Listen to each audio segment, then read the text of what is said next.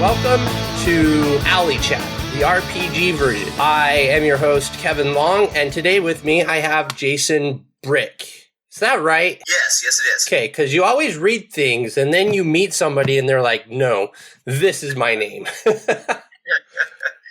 mine's fairly easy to pronounce. No tricks there. Perfect. Although sometimes, over the course of my life, about 30% of the time, people don't believe Brick is a real last name, so they assume that they heard me wrong. I'm quickly learning through business that every name could be a last name. Like there's this lady on eBay that buys magic cards from me. Her name is Kitchens. Oh, no. And I'm just like, okay. Yeah. You are a writer. Correct. And from following, it seems you write a lot of stuff. Yeah, the thing is that I really like eating food and sleeping indoors and really don't like real jobs. So I have to write a whole bunch of stuff from a whole bunch of places in order to live the lifestyle I like and that my wife and my kids like while just writing for a living. So if it's out there and it pays okay, I'll do it. I'll write it. That's awesome. The idea of Alley Chat is to meet people at conventions. So do you take any of your writing skills do you have booths at conventions? I don't do booths. Usually I do presentations. Okay. I do the writing conference circuit because I came to writing after 10 years running a small business. So I present at writers' conferences about business aspects of writing, about how to build a career rather than just write a novel. I also go to gaming conventions from time to time, and I will go to various industry conventions once or twice a year because, for example, I do a lot of stuff on social media. I do a lot of stuff with martial arts. I go to martial arts conventions because I'm interested in martial arts, and I'm the only writer in that room. So it's a way for me to find clients in topics that I'm interested in. Nice. So if you find clients at martial arts conventions and you do the writing circuit, what do you do at the gaming conventions? So I play games, have fun, drink beer, and then I'll also find some folks there that either can get me work directly or know people. My first paid gig in the tabletop role-playing game industry was with Steve Jackson Games, and that was a classic query letter situation. But then the next one was I got an introduction to Chris over at Modifius and at Fear the Con. And from there, that's turned into 4 or 5 years of really happy work for both of us. Wonderful. Yeah, so it's really fun. So you will write any system. You're not exclusive to Pathfinder or 5e or 1e, say? No, nothing like that. I've got credits over at Pathfinder with Paranoia, Call of Cthulhu, half a dozen of the Modifius games, John Carter, Conan, whatnot, GURPS, and I know I'm forgetting a couple in there. So I'll work for anybody who needs it. That's awesome. Do you do your own stuff, or you're always working with or for someone? I've also got my own projects. Jeb Brock and I do the Random Encounters series of books, which is just they're little cheap ebooks with 20 ideas for your game. And those ideas range from everything from a new way to handle wizards to adventure ideas to campaign seeds. We keep them system agnostic, so you can drop them into whatever campaign that you happen to be running. And that's a project we've been running for a few years now. I can't retire on it, but it buys some beer. Nice. I noticed that with Random Encounters, the books, it also, how to put this? I get emails every once in a while about Random Encounters. Is that something separate, or is it something that comes with the book when you buy it on Amazon? It's a newsletter. It's a separate newsletter. It's free, kind of, first one's free, kids, right? So you subscribe to the newsletter, you get a free random gaming idea every week. And then if you love it, every once in a while we'll give you an opportunity to buy one of the books. That's awesome. There are 2 Random Encounter books, correct?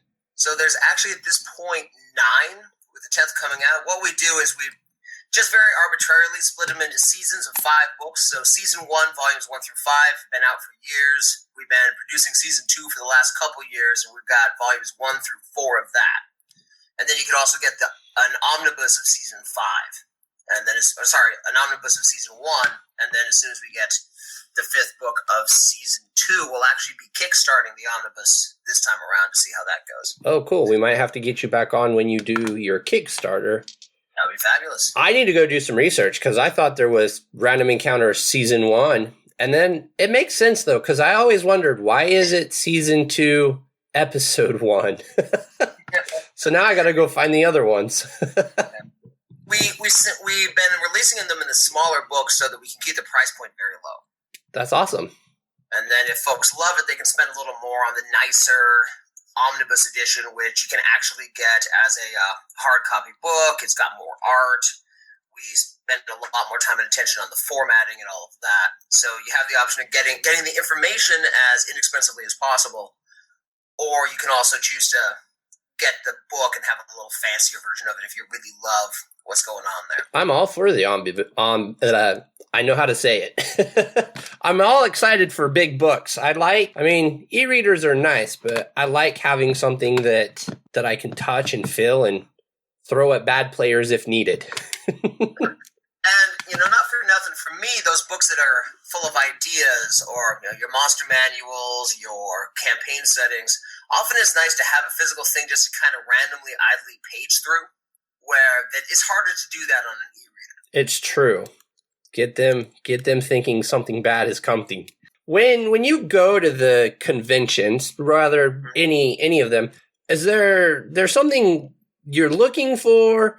Like when I go to conventions, I would much rather play older versions of Dungeons and Dragons, but I'll take the 5th edition. Is there a person you want to game with or a system that you're specifically looking for?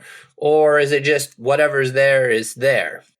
So usually what I try to do if I go to a gaming convention is I will run a game half the time and play a game half the time.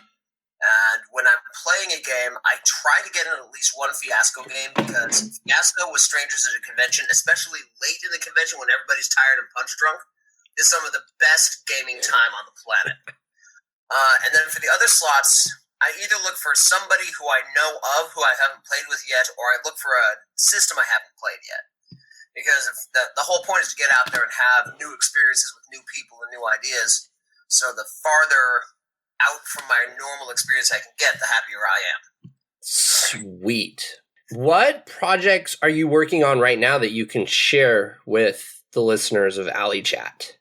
Well, unfortunately, with the pandemic's impact on shipping especially, and on the economy, most of my clients have had to tell me, sorry, Jason, we're slowing down or stopping new production for the foreseeable future. So I'm actually a little light at the moment.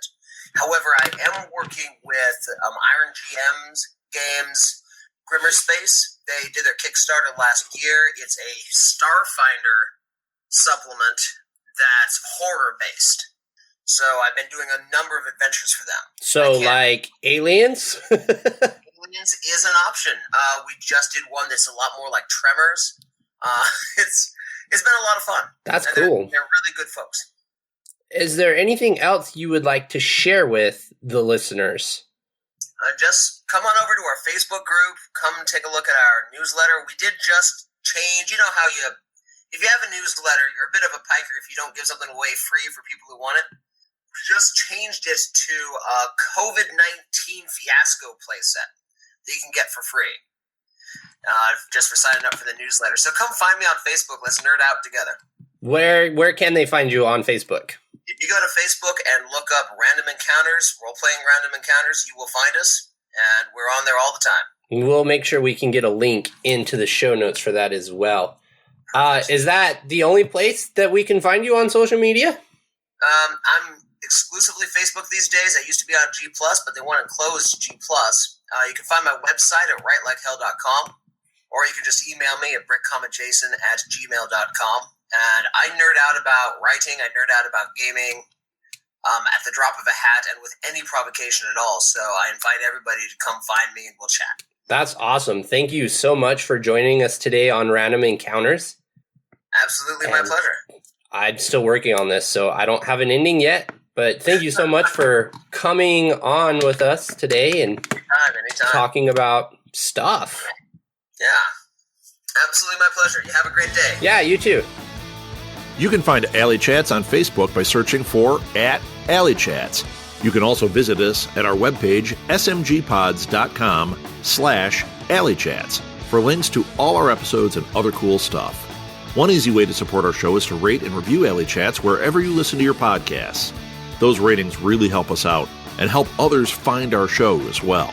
Alley Chats is produced and edited by Rob Southgate for Southgate Media Group. Be sure to subscribe to Alley Chats because you definitely don't want to miss an episode.